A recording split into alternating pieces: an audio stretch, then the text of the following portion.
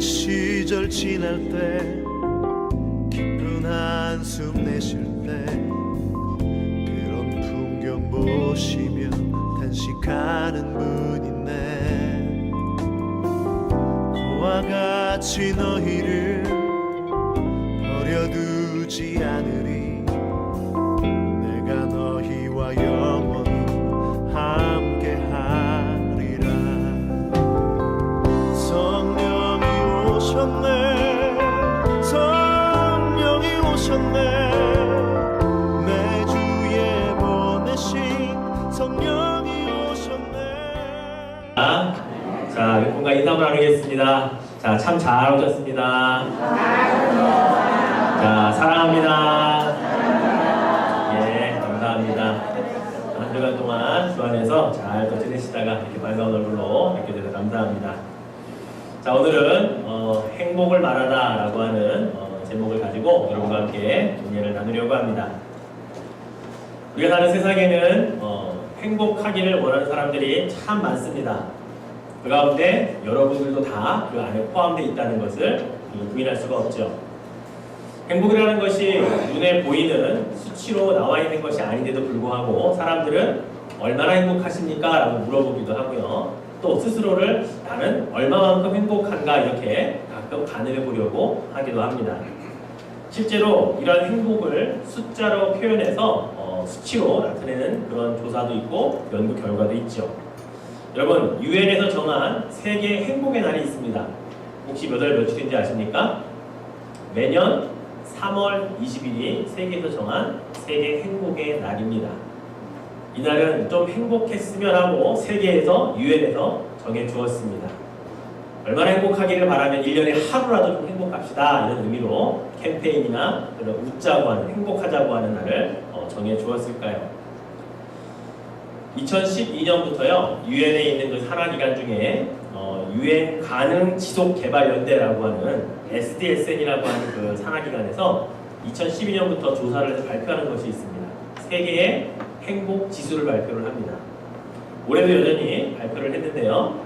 2014년부터 2016년도까지의 통계를 내가지고 발표를 했습니다. 자, 표를 한번 보여드릴게요. 자, 잘 보시면 1위가 노르웨이입니다. 2위가 덴마크, 3위는 아이슬란드, 4위가 스위스. 우리가 살고 있는 미국은 14위에 랭크가 되어 있죠. 한국은 몇일까요? 한국은 56위에 랭크가 되어 있습니다. 자, 이 행복 지수를 보면 그 색깔이 다른 여러 가지 막대가 그려져 있죠. 색깔이 다른 막대가 그려져 있는데 이 막대는 각각의 그 조사 항목입니다. 그 항목을 점수로 계산을 해서 점수를 합산을 해서 행복 지수를 나타내게 되는데요. 자, 이 항목의 그 내용들을 보니까 1인당 국민 총 생산, GDP가 얼마인지, 또 사회적으로 지원해주는 것은 얼마나 많은지, 그리고 그 사회에 살고 있는 사람들의 수명은 얼마나 되는지, 또 인생을 선택할 수 있는 여러 가지 자유로운 방법이나 길들은 얼마나 있는지, 사람들끼리 서로 이해하고 반영해주며 살고 있는지, 그리고 정부와 기업의 신뢰도가 어느 정도 되는지, 이런 항목들이 지금 여러분이 보시는 막대 그래프 색깔로 표현이 되어져 있는 겁니다. 그렇게 결과를 냈더니 유럽 쪽에 있는 나라들이 대부분 다 1위 순위를 차지를 하고요. 우리 한국은 56위라고 하는 순위를 갖게 되었습니다.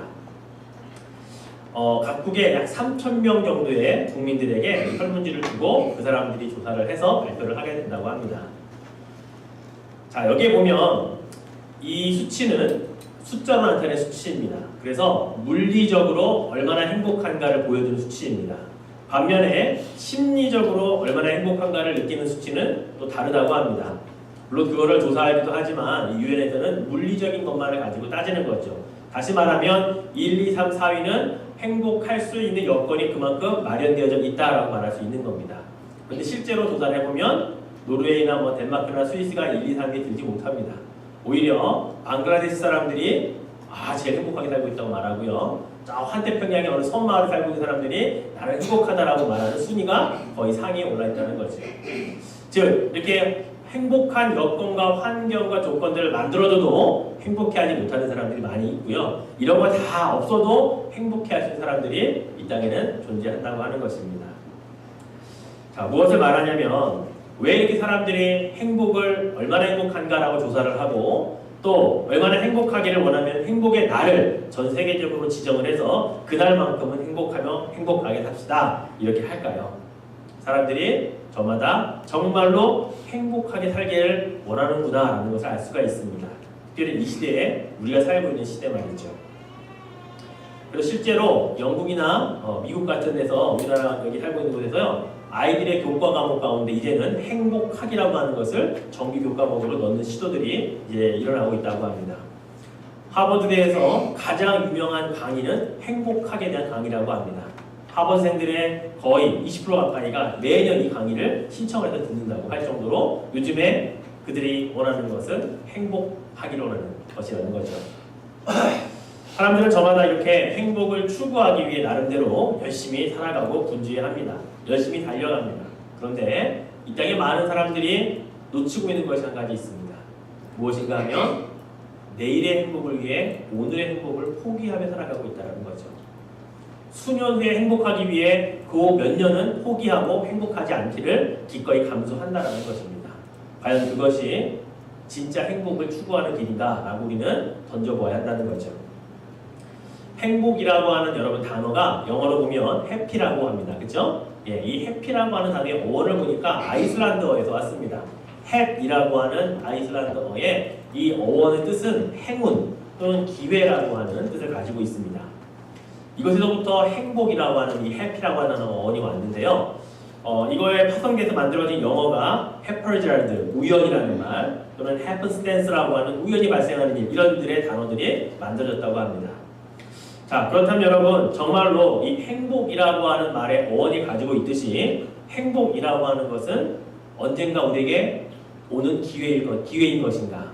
아니면 어쩌다가 우리가 이거 참 행운이다 라고 말하는 순간적으로 언제 찾아오는 것일까? 과연 행복이 그런 것일까요? 그렇다면 행복을 우리 굳이 노력하지 않아도 된다는 이야기입니다. 왜요? 언젠가 행복의 기회가 올 것인데 그때 붙잡으면 되겠죠. 행복이 행운처럼 다가올 것이니까 잘 기다리고 있다가 언젠가 행운으로 오면 그것이 나에게 행복이 될 수 있다는 의미일 수 있다는 거죠. 그러나 어원처럼 우리의 행복은 이렇게 우연으로 또는 행운으로 또는 기회로 찾아오지는 않는다는 것을 우리가 잘 알고 있습니다.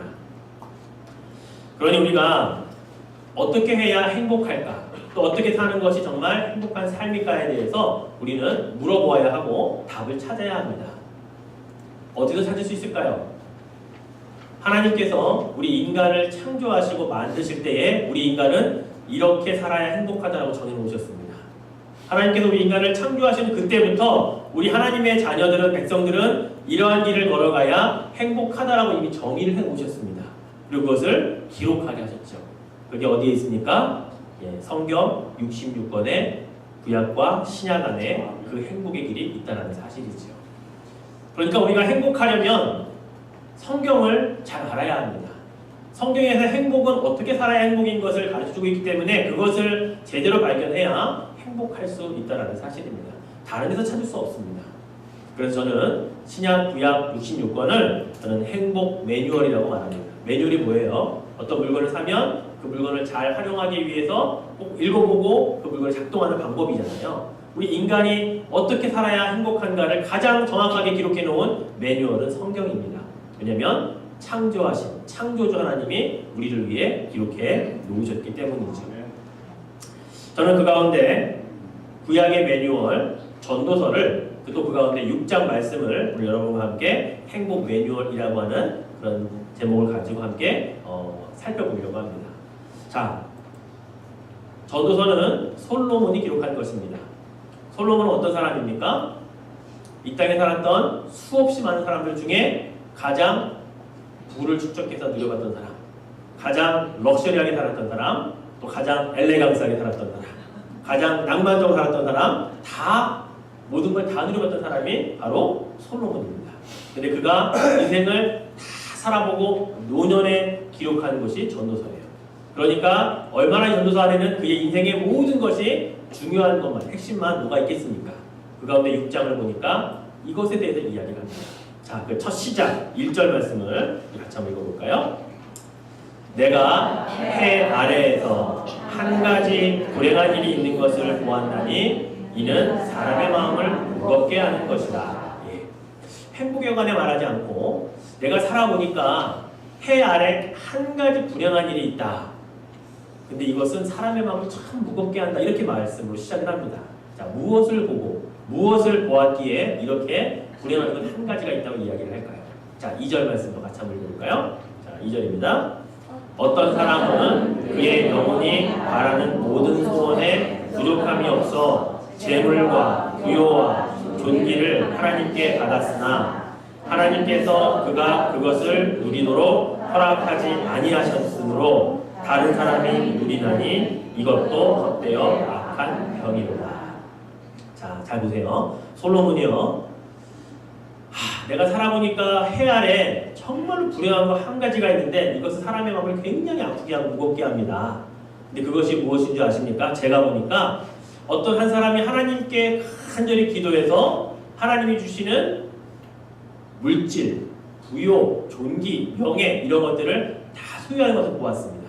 근데 그것을 사용하려고 하는 그때 하나님께서 사용하지 못하게 하시고 다른 사람에게 그것을 사용하도록 하는 것을 보니까 야, 이것보다 불행한 것은 없는 것 같습니다 라고 이야기하고 있는 거예요. 불행하겠죠. 열심히 기도했습니다. 하나님께 받았어요. 채웠습니다. 이제 사용하려고 하는데 하나님이 No, 당신 말고 저 사람에게 줄 거야 라고 말씀하신다는 거예요. 솔로몬이 이것을 보니까 참 해 아래서 이것보다 불행한 일이 어디 있겠냐고 지금 이야기를 하고 있는 그런 본문이에요. 여러분, 옛날 우리말 속담에 이런 속담이 있죠? 개처럼 벌어서 정승처럼 쓴다. 그렇게 쓰려고 모은 것일 수도 있는데, 그런데 지금 이 속담과 가장 어울리는 속담은 죽 써서 누구 준다라는 말인 것 같습니다. 열심히 기도하고 열심히 하나님께 받았는데 그래서 정말 잘 써보려고 어떻게 써보려고 다짐하고 있는데 하나님이 안 된다고 하는 거예요. 병이 들었던지 또는 어떻게 쓰려고 계획을 세웠는데 하나님이 어떤 상황을 만드시든지 다 잃어버리든지 안 된다는 거예요. 다른 사람이 쓰게 만든다는 거예요. 얼마나 이게 참 불행하겠습니까? 그 인생을 인생에게 말한다는 말이죠. 그걸 누가 하시냐면 하나님이 하신대요. 주시지를 말든가 기도해서 주시기 다 주셔놓고도 왜 그것을 사용하지 못하게 하시냐는 거죠. 여러분, 이 말씀을 잘 보면 그러면 우리는 행복을 어떤 길을 가야 하는지를 알 수 있습니다.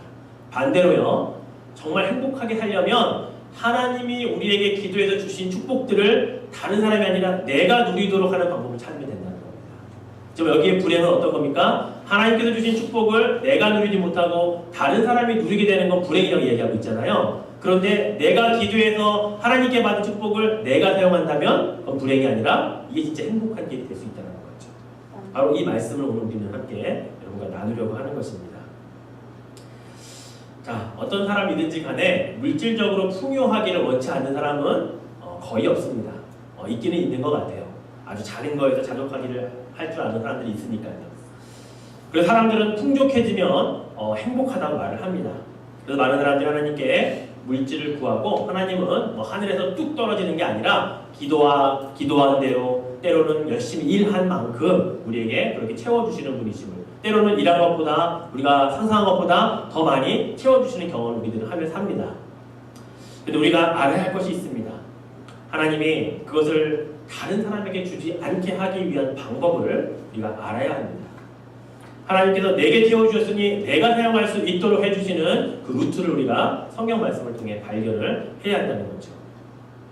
이것을 모르면 우리는 솔로몬이 말한 참 불행한 인생이 될 수밖에 없는 겁니다. 자, 이 구약의 매뉴얼을 신약으로 가지고 가 보니까 신약의 매뉴얼인 이 디모데전서에서 사도 바울은 이렇게 이야기합니다. 6장 10절에 보니까 돈을 사랑함이 일만하게 뿌리가 되나니 이것을 탐내는 자들은 미혹을 받아 믿음에서 떠나 많은 근심으로써 자기를 찔렀도다. 돈을 사랑하면 어떻게 된다고요? 일만하게 뿌리가 되어서 결국은 믿음에서 떠나게 된다라고 말합니다. 이게 신약의 돈에 관한 그런 매뉴얼입니다. 자, 히브리서 기자도 13장 5절에 이렇게 말씀합니다. 돈을 사랑하지 말고 있는 바를 족한 줄로 알라.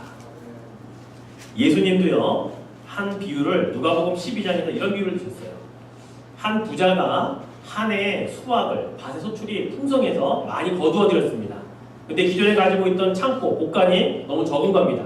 그것을 헐고 더 크게 지어서 풍성히 쌓아놨습니다. 너무 행복한 거죠. 그래서 그 영혼이 어떻게 고백하냐면, 야, 이제 평안히 쉬고 먹고 마시고 즐거워하자, 이렇게 생각하고 그날 밤 평안히 잠에 들었습니다.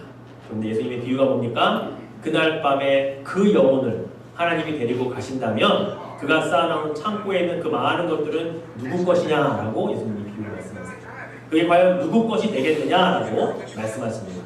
그러면서 결론으로 뭐라고 말씀을 하시냐면, 자기를 위하여 재물을 쌓아두고 하나님께 대하여 부여하지 못한 자가 이와 같으니라, 이렇게 말씀하고 있다는 거죠. 자, 이와 같다는 말이 뭡니까? 결국은 자기 것을 위해, 자기의 평안을 위해 창고에 쌓아두었지만 그것을 하나님이 사용하지 못하게 하신다. 아까 솔로몬이 이야기한 내용과 똑같은 이야기를 예수님도 하고 있다는 겁니다. 하나님이 그냥 데려가시면 과연 그 쌓아놓은 재물이 누구의 것이 되겠느냐라고 하는 거죠. 결국 이 신약의 매뉴얼, 또 예수님의 이 말씀이 다 똑같은 이야기를 하고 있어요. 어떻게 이렇게 일맥상통하게 이야기하고 있을까요? 돈을 사랑하는 것은 믿음을 떠나는 시작점이라는 겁니다. 하나님을 저버리는 시작점이라는 겁니다. 즉 하나님보다 더 사랑하게 되는 그 무엇인가가 생기는 그때에는 하나님이 그것을 빼앗기 시작하는 그 시점이라고 이야기를 하고 있는 겁니다. 그러면 솔로몬이 말한 것처럼 우리가 사용할 수 없게 하나님이 만드신다는 거죠. 사랑하는 여러분, 그래서 우리가 참 행복하기 위해, 진짜 행복을 누리기 위해 첫 번째 기억해야 할 것은 믿음에서 떠나지 않아야 한다는 겁니다. 이것이 길이고 이것이 방법입니다. 나는 믿음에 떠날 일이 없습니다. 돈을 아무리 많이 줘도 저는 그렇게 하지 않을 겁니다. 라고 우리는 지금은 장담할 수 있어요. 왜요? 지금 많이 없거든요. 근데 진짜 많이 생기면 달라진다는 겁니다. 아무도 장담 못해요. 그것도 너무나 잘 아는 하나님께서 신약의 많은 이 성경을 기록한 우리 제자나 또 사도 바울, 예수님이 그래서 이렇게 말씀하고 있는 거예요. 여러 번 반복해서 말씀하잖아요. 돈을 사랑하지 말아라. 돈을 사랑하면 일만하게 뿌리가 되어서 믿음에서 떠난다. 아무리 부유한 자가 창고에 많은 걸 쌓아두고 평안히 먹고 즐기자. 그러나 그날 하나님이 데려가실 거다. 그러면 그게 누구 것이냐? 하나님을 더 사랑하지 않는 자는 이와 같은 자가 될 것이다. 라고 반복해서 똑같은 얘기를 하고 있는 이유. 이렇게 살면 행복하지 않기 때문이라는 것을 가르쳐주고 있는 것입니다. 제가 뉴욕에 있을 때 가끔 설교하러 오시는 원로 목사님 한 분이 계셨는데요. 박희서 목사님이라는 분인데, 이분이 설교 때마다 여러 번 말씀하셨던 그 한 말씀이 저는 굉장히 귀에 오래 남았습니다. 뭐라고 말씀하시냐면 이렇게 말씀하시더라고요. 이 세상에서 많고 많은 것 중에 내 것은, 정말 내 것은 하나님께 드린 헌금하고 내가 입으로 먹은 것 외에는 없다. 이렇게 말씀하시는 거예요. 정말로 이 세상에 많고 많은 것 중에 내 것은, 내 소유는 하나님께 드린 헌금과 내 입으로 먹은 것 외에는 아무것도 없다. 이렇게 말씀하시는데 정말로 저는 그게 은혜가 되더라고요. 참 오랜 신앙생활 하시고 목회자로 사시면서 그분이 갖게 되신 믿음으로 보는 물질관이 아닐까 저는 생각을 합니다. 하나님께 드린 것과 내가 입으로 먹은 것 외에 내 것이 없다. 진리 같아요. 예수님 말씀은 아니지만 솔로몬이 말한 불행도 이거거든요. 가슴치며 후회하고 한탄할 일 이거거든요. 하나님께 받았는데 근데 정말 쓰려고 하는 그 목적이 아마 하나님 뜻에 맞지 않았는지 모릅니다. 쓰려고 할 때에는 받을 때는 하나님께 이렇게 쓰겠다고 기도했는데 정말 주시니까 그것을 그 방향으로 쓰지 않고 다르게 쓰려고 하니까 못 쓰게 하시고 그걸 다른 사람에게 주신 것은 아닐까라고 우리는 생각해 볼 수 있다는 거죠. 참 행복한 인생은 그래서 믿음에서 떠나지 않아야 한다는 겁니다. 믿음이 참으로 든든하고 믿음에 바로 서 있어야 아무리 많은 것을 주셔도 그것을 허튼 데 쓰지 않는다는 거예요. 하나님 뜻에 맞게 사용할 수 있는 바로 그것은 우리의 믿음에 달려 있다는 겁니다. 혹 여러분에게 하나님께서 아직까지 그렇게 저는 열심히 생활하고 열심히 살고 정말 부정하지 않고 하려고 하는데 왜 이렇게 하나님 물질적으로 어려움을 주십니까? 한번 여러분의 혹시 믿음이 아직까지 많은 것을 부어주면 제대로 사용하지 못할 만한 믿음이기 때문에 그러신 것은 아닌가라고 한 번쯤 우리 스스로를 자문해 볼 필요가 있다는 거죠. 자, 한 가지만 더 볼까요? 자, 3절 말씀도 한번 같이 읽어보겠습니다. 자, 3절 말씀 읽겠습니다. 사람이 비록 100명의 자녀를 낳고 또 장수하여 사는 날이 많을지라도 그의 영혼은 그러한 행복으로 만족하지 못하고 또 그가 안장되지 못하면 나는 이르기를 낙태된 자가 그보다는 낫다 하나니. 예, 무슨 말씀인가요? 자, 사람이 100명의 자녀를 낳았습니다. 엄청나게 축복받은 거죠. 이스라엘 민족들에게는 자녀를 낳는 게 축복이었어요. 자녀를 많이 갖는 게 하나님의 축복이었거든요. 또한 장수하여 오래 사는 것도 그들에게 축복이었습니다. 왜냐하면 질병이 걸리거나 아픈 사람들은 죄를 지은 하나님께서 벌 주신 거다 이렇게 생각했던 시대였기 때문에 그렇죠. 그러니까 장수한다는 것은 건강하다는 이야기고 하나님께 축복받았다는 이야기입니다. 자, 그런데 그렇게 받았다는 이야기인데 그의 영혼은 행복할 줄을 모른다는 겁니다. 만족할 줄을 모른다는 겁니다. 또 그가 안장되지 못한다. 그가 죽어서 어느 날 장례를 치르는 그 장소에 안장되지 못하고 뭐 객사를 했던가 또 어떤 곳에 가서 죽는다면 그러면 낙태돼서 죽었던 자보다도 못하다라고 말하고 있어요. 낙태되는 경우는 태어나기 전에 이미 생명이 끝나버리는 거잖아요. 그런 작업이 낫지 않냐라고 지금 이야기를 하고 있는 거예요. 자, 이것은 무엇을 이야기하고 있는지 6절 말씀에서 그가 결론을 이야기합니다. 자, 6절 말씀을 한번 볼까요? 그가 비록 천년의 갑절을 산다 할지라도 행복을 보지 못하면 마침내 다 한 곳으로 돌아가는 것뿐이 아니냐. 예.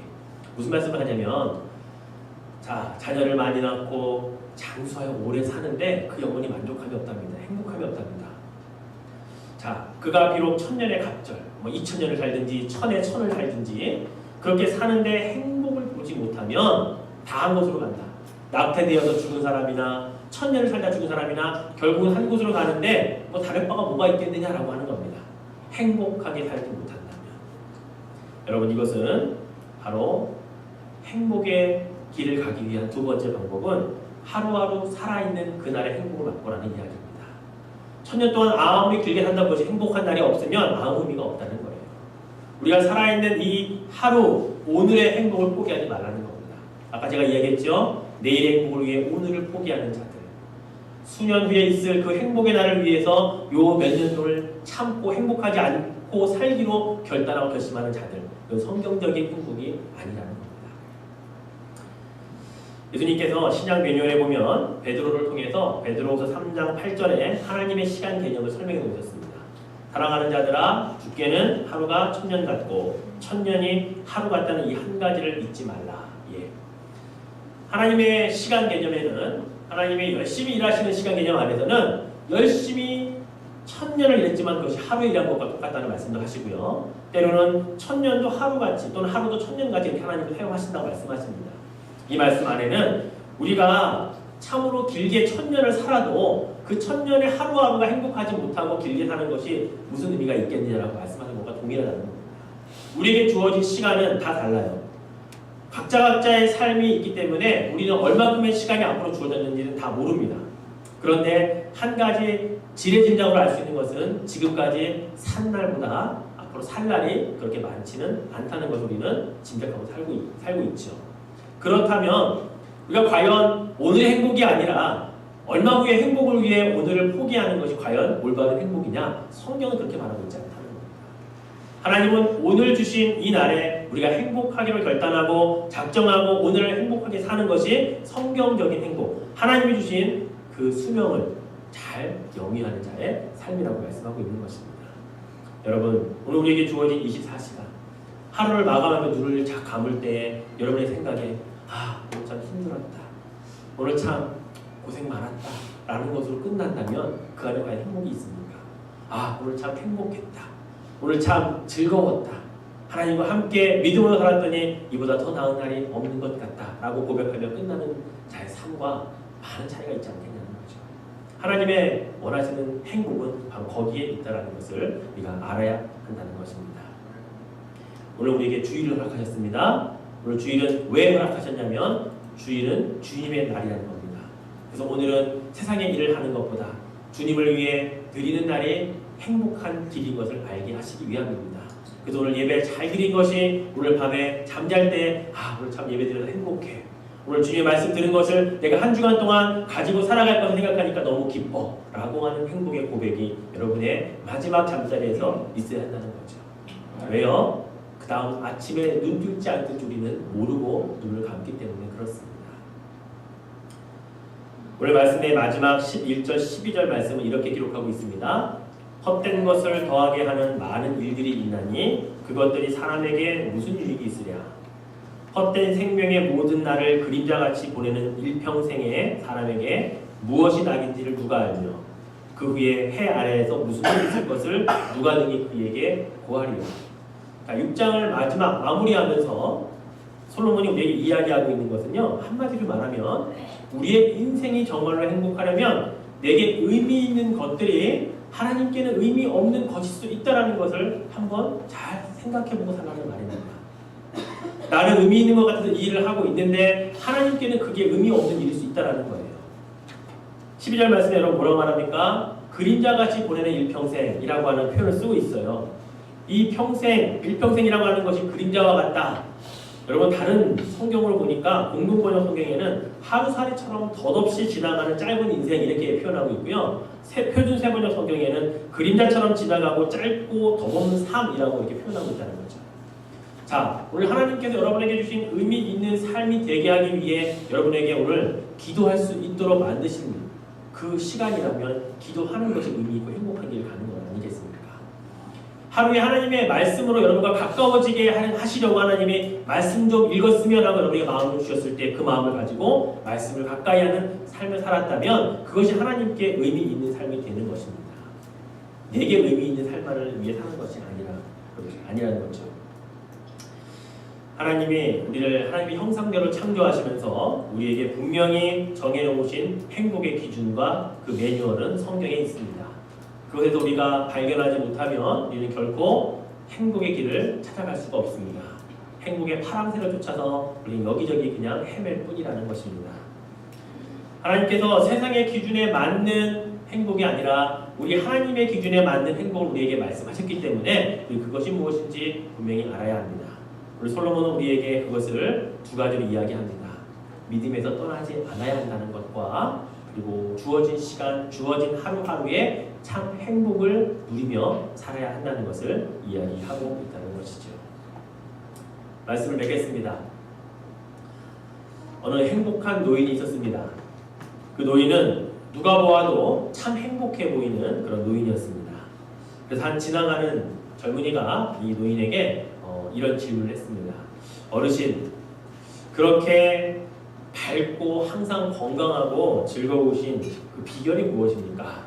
항상 행복해 보이시는데 그 행복의 비결을 좀 알려줄 수 있겠습니까? 라고 물었습니다. 그랬더니 그 행복의 그 아이콘인 이 할아버지가 이 노인이 이렇게 이야기했다고 하죠. 이복의 젊은이, 비결이라는 게 뭐 있겠나? 난 아침마다 눈을 뜨면 행복과 불행 중에 한 가지를 선택한다네. 나는 늘 행복을 선택할 뿐이라네. 이에 이분의 대답이었습니다. 아침마다 눈을 뜰 때 나는 행복과 불행 중에 행복하기를 나는 원해서 그것을 선택하고 살아가는 것일 뿐이라네 라고 하는 아주 간단한 대답입니다. 이 땅에 사는 그 누구도 행복 대신 불행을 선택할 사람은 아무도 없습니다. 그런데 우리는 나도 모르게 불행한 길을 선택해서 걸어가고 있는 그런 삶을 살 때가 있다는 겁니다. 어떻게 해요? 행복의 길이 무엇인지 모르기 때문에 불행을 선택하는 겁니다. 선택하고 싶어 선택하는 게 아니라 행복의 길이 무엇인지 모르니 그냥 그 길을 걸어가다 본데 이게 불행한 길일 수 있다는 거죠. 여러분 히브리서 11장 6절에 신약 매뉴얼에 이런 말씀이 있죠. 믿음이 없이는 하나님을 기쁘시게 하지 못하나니 하나님께 나아가는 자는 반드시 그가 계신 것과 또한 그가 자기를 찾는 자들에게 상 주시는 이심을 믿어야 할지니라. 잘 보세요.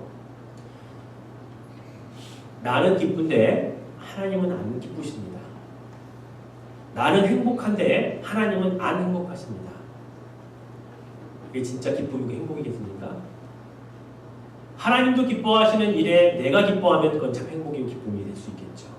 하나님이 참 행복하신데 나도 행복하다라고 말한다면 그건 진짜 행복일 수 있습니다. 그런데 이 행복이나 이 기쁨이 무엇으로 가능하다고요? 믿음으로 가능하다고 이야기합니다. 믿음이 없이는 하나님을 기쁘시게 할 수도 없고 하나님을 행복하게 만들 수도 없습니다. 그러니까 믿음을 가지고 사는 자가 하나님을 기쁘게 만들고 나도 기쁘고 나도 행복할 수 있는 길을 제시해주고 있는 건 아니겠습니까? 솔로몬도 그 이야기를 하고 있잖아요. 여러분, 오늘 우리는 행복하기를 원합니다. 그러면 하나님을 먼저 기쁘시게 해야 합니다. 그러려면 믿음에서 떠나지 말아야 합니다. 주어진 시간 안에서 행복하기로 결단하고 행복한 길을 선택해서 가야 합니다. 그러려면 행복이 무엇인지를 하나님의 말씀을 통해 먼저 알아야 하겠죠. 여러분, 오늘도 여러분의 행복이 시작되는 날이 되기를 원합니다. 내일부터가 아니라 오늘 지금 이 시간부터 행복하기로 결단하십시오. 하나님이 원하시는 삶은 나의 자녀들은 다 이 땅에 사는 동안 하루하루 행복하며 살기를 원한다 이십니다. 그 마음을 아신다면 여러분의 마음 가운데 그래 나는 행복자로다. 나는 오늘부터 행복하기로 결단하노라. 그 마음을 가지고 행복하기로 결단하고 시작하시기를 주의 이름으로 축원해 드리겠습니다. 기도하겠습니다. 기도의 제목을 드리겠습니다. 함께 기도하겠습니다. 하나님, 오늘부터 행복하기를 원합니다. 하나님, 행복한 길을 선택할 수 있도록 지혜를 주십시오. 하나님, 믿음으로 하나님을 먼저 기쁘시게 하고 그리고 저도 기쁘기를 원합니다. 저도 행복하기를 원합니다. 하나님, 내일의 행복을 위해 오늘의 행복을 포기하는 그런 미련한 자 되지 않게 해주십시오. 믿음에서 떠나지 않고 하나님과 늘 동행하는 기쁨의 행복이 날마다 시작되게 해주십시오. 오늘부터 시작되게 해주십시오. 함께 기도하겠습니다. 사랑의 하나님 아버지 감사합니다. 하나님, 우리는 행복하기를 원하며 하나님 아버지께서도 우리에게 행복하기를 바라십니다. 성경에 참으로 많은 행복의 매뉴얼들이 있는데 그 가운데 오늘 솔로몬은 우리들에게 참으로 불행한 것 한 가지를 알려주면서 그것과 반대되는 참 행복의 길이 있다는 것도 우리들에게 다시 한번 제시합니다. 하나님, 우리에게 주어진 참으로 많은 것들이 있습니다. 하나님께 기도하여 얻은 것, 우리가 열심히 노력하여 또한 얻은 것, 하나님이 다 주신 것인데 우리 솔로몬은 그것을 그 사람이 사용하지 못하고 다른 사람에게 주는 불행한 일을 보았다라고 말합니다. 얼마나 가슴에 무거운 일이 아닌지 모른다고 이야기를 합니다. 하나님, 우리의 인생이 이러하다면 얼마나 불행합니까? 그러나 그렇게 살기를 원치 않고 그렇게 불행한 길을 걷기 원치 않습니다. 오늘 우리는 믿음에서 떠나지 않기를 원합니다. 믿음이 없이 하나님을 기쁘시게 할 수 없다고 했기에 믿음으로 하나님을 기쁘게 하면, 믿음으로 하나님을 기쁘시게 하면 그 기쁨이 나의 기쁨이 되고 하나님의 행복이 나의 행복이 될 줄로 믿습니다. 하나님, 오늘도 그 길을 선택하기를 다짐합니다. 오늘 하루를 마치고 잠자리에 누웠을 때에 참 행복했다고 고백할 수 있는 우리의 인생이 되기를 원합니다. 하나님 앞에 설날이 얼마나 남았습니까? 이제 그리 길지 않은 것 같은데 우리의 하루가, 우리의 인생이, 남은 여생이 참으로 행복하기를 바라고 하나님 그 바라는 마음을 우리가 이 땅 가운데 누리며 살다가 주님 만나기를 원합니다. 하나님, 불행이 아니라 행복을 선택하기를 원하고 믿음에서 떠나지 않고 하나님이 기뻐하심을 나도 누리는 그 기쁨의 참 삶을 살아가게 하여 주시옵소서. 하나님, 기대합니다. 그리고 기뻐하겠습니다. 행복하겠습니다. 하나님, 축복하여 주시옵소서. 하나님, 오늘 주신 말씀을 우리 마음에 새기며 행복의 길을 걷기를 소망합니다. 솔로몬이 우리에게 알려준 이 귀한 말씀의 지혜를 깨닫게 하시고 분별하게 하시고 그래서 오늘 하루를 행복의 길을 선택하여 걸어갈 수 있는 지혜로운 자 되게 해 주시옵소서. 믿음을 지켜야, 믿음에서 떠나지 않아야 하나님을 기쁘시게 하고 하나님의 그 기쁨이, 하나님의 그 행복이 나의 기쁨과 나의 행복이 됨을 믿습니다. 하나님, 그러한 길을 오늘부터 시작하오니 도와주시옵소서. 감사드리며 예수님의 이름으로 기도드립니다. 아멘. 우리 인생 가운데 주인이 찾아오셔서 그 나라 꿈꾸게 하시네. 눌린 자 갇힌 자